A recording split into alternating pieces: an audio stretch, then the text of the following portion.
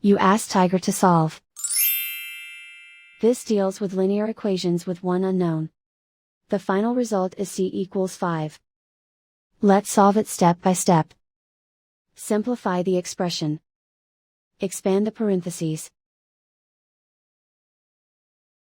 Simplify the arithmetic.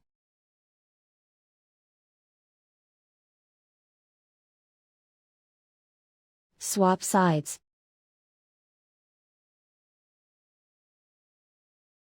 Group all constants on the right side of the equation.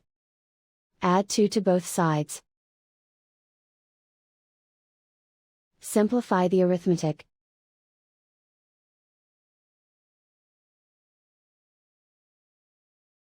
Isolate the c. Divide both sides by 1.9.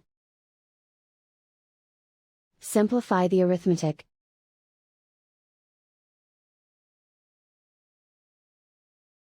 And so the final result is c equals 5.